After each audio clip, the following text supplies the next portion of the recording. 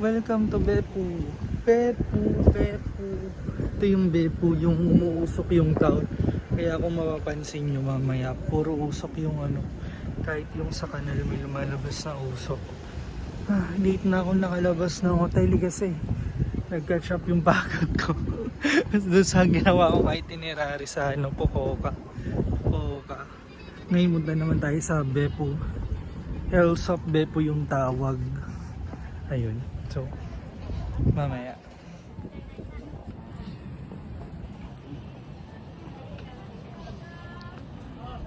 Welcome to Hills of Beppu.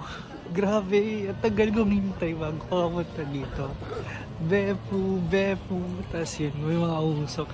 Like literal, kahit doon sa labas ng hotel ko, umuusok yung kanal.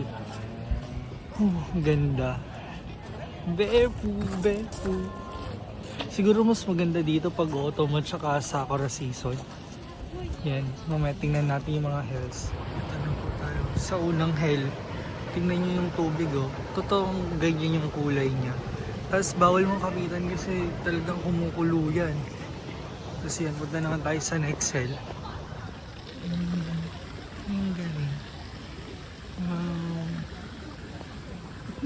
Pwede mo isuki yung paa mo.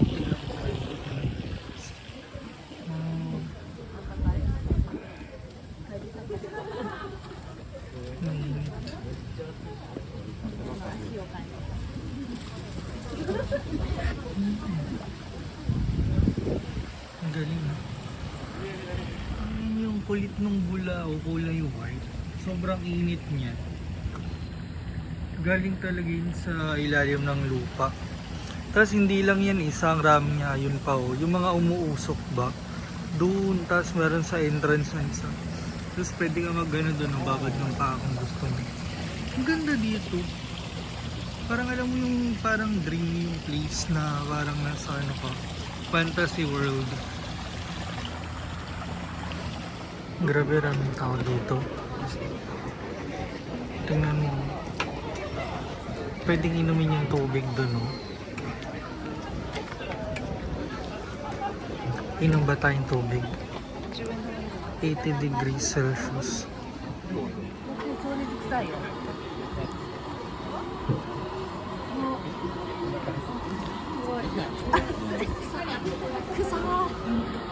Please slowly sucking from the nose.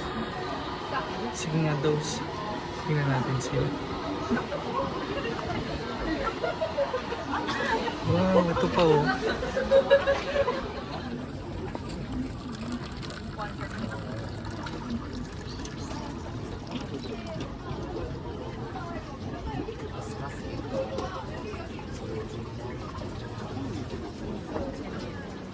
Tingnan natin yung tubig kung ano lasa. Maalat siya. Weird.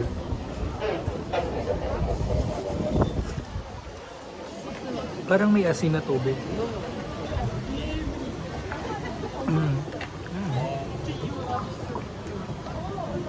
Piling ko mabuti sa lalamunan to kasi pag masakit yung lalamunan mo, okay siya. Ubusin natin for ano, good. Buti trinay ko pala. Grabe oh.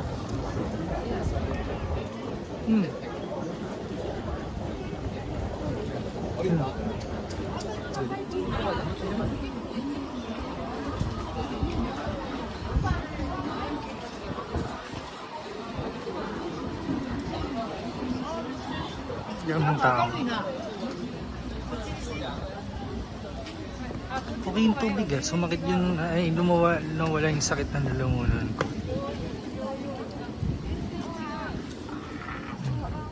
Lalabas na sa usap. Grabe. Ito is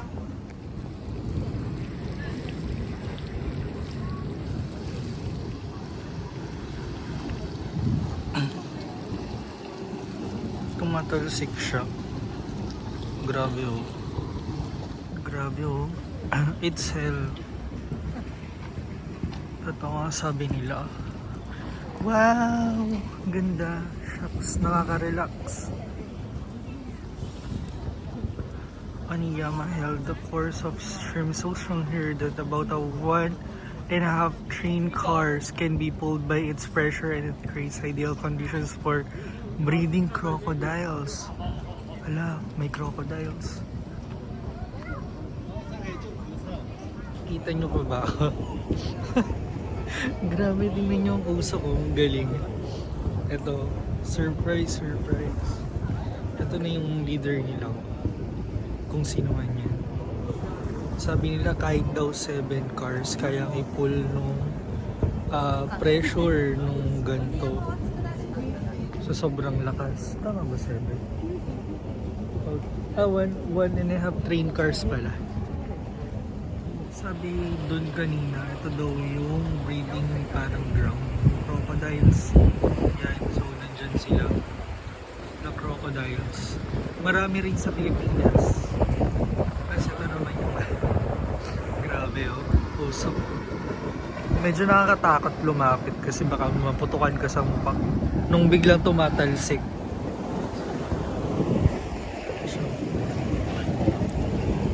Dito yung parang tuloy palabas yung paingan.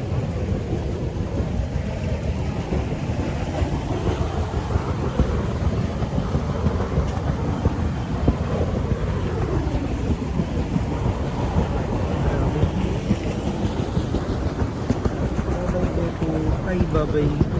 Ano ba to? Kamado yata. Kamado.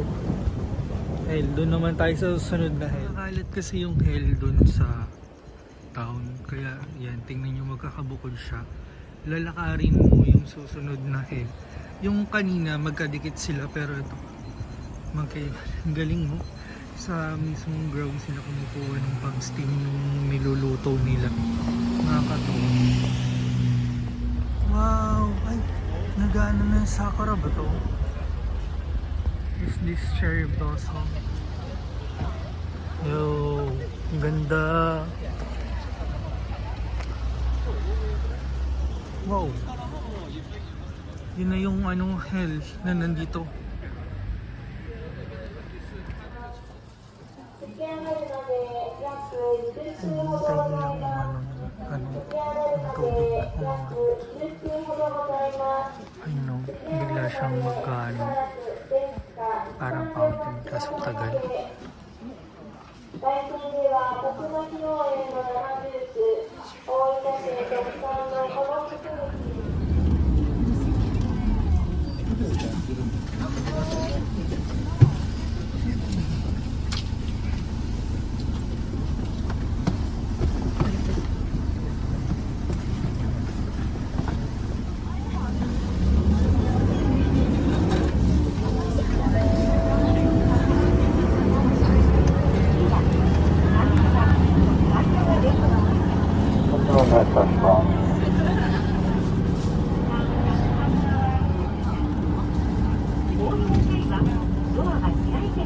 Grabe oh. Tingnan nyo pati ka na lumuusok. Kasi yung ilalim nito, sobrang anot niya talaga sa...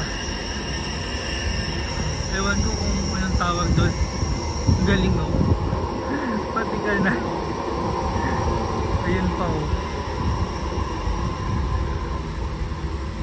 Init niyan.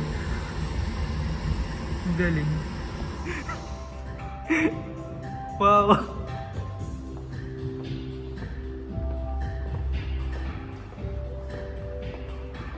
Grabe, hindi ko kinaya. Sayang di ko na video. Yung, ayan o, tingnan mo. Yung screen na yan. Yung screen pala yun. Tapos dyan sila ipapalabas yung ano, parang pinali nung ano, nung itong exhibition, itong museum. Pagkaangat niyan, ito yung makikita mo. Grabe talaga, hindi ko kinaya. Sobrang cool niya. Grabe yan o. Nanonood din susunod dyan. Tapos pagkatapos nila manood, daangat yan. Then i-reveal yung hot spring. Ayan o. Grabe, ang galing. Lumalaban tong ano na to, museum na to ah.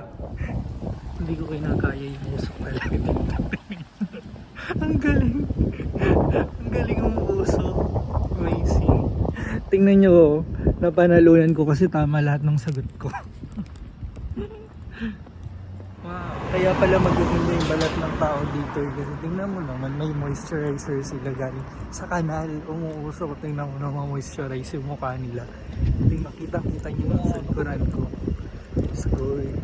Grabe. Tingnan nyo. Kala mong hindi mo masasabing parang sunog siya eh. Kasi ang ganda nung pagkausok niya eh. Ayan o. Grabe. Ang ganda dito talaga sa Beppu. Saktong-sakto na pumunta ako dito. Ang ganda. Oh, lamig. Anyway, eto, pabalik na ako dun sa malapit kasi sa hotel ko yung Beppu Tower. So, kasi may kinuha ko na parang sa online lang pass para mapuntahan yung mga iba't ibang attraction dito. So, kasama kanina yung 7 Hells of Beppu, tsaka yung Onsen Museum kanina. Nagrabe yung pa-reveal. Tapos doon na tayo sa Beppu Tower. Actually, marami pang kasama kaso hindi na kaya ng time kasi after 12 na ako lumabas ng hotel eh. Anyway, later.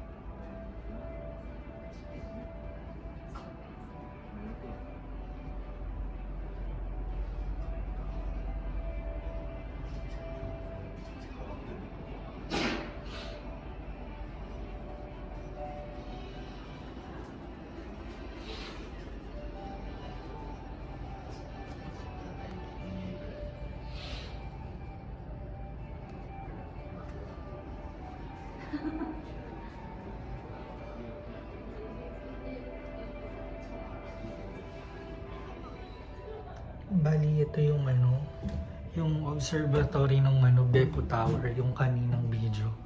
Ngayon, pagbababa or lalabas na kayo basically nung Beppu Tower sa 16th floor, so bababa kayo downstairs.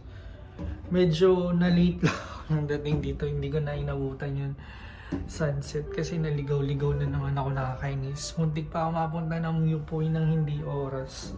Yung viewpoint siguro mga more than 1 hour mahigit.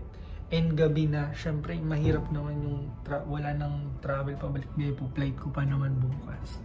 Ay, nakakainis anyway. Basically ito. Yun lang. Ito na yung last day ko sa Beppu. Bukas flight ko na. Bye-bye!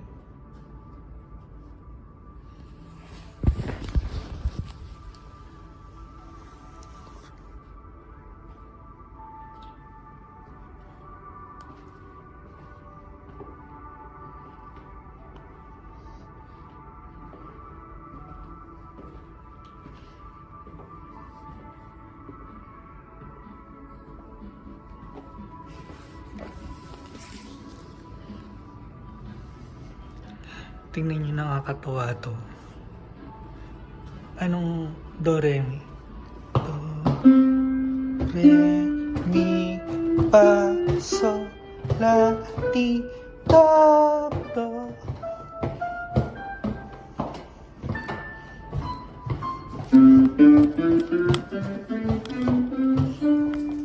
Bye-bye! Last day ko na dito sa Japan, pero nasa Beppu pa ako. Mamaya yung flight ko sa Fukuoka. Medyo malayo to eh. Kasi kailangan mag-bullet train yun. Ito yung hotel ko sa Beppu. Beppu. Walang mamimiss ko dito. Ganda oh. Yan. Ready na yung malapit na akong mag-check out. Anyway. See you later, Manila. Betty Station. Namimiss kita, Bepu, Bepu, Bepu. Malapit na tayong bumaba. Bepu Station. Grabe, ang hirap ng dalawa yung dala mong luggage. Ito siya, oh. Bepu. Bye-bye, Bepu, Bepu, Bepu. Maaga-aga lang ako nakarating dito sa Bepu. Marami sana ako na-try na onsen, kaso ganun talaga. Anyway, sa ulitin, Bepu. Ito, mamimiss ko dito. Ang ganda. Sad. Anyway, ito na, papasok na tayo sa pasakay ng bullet train.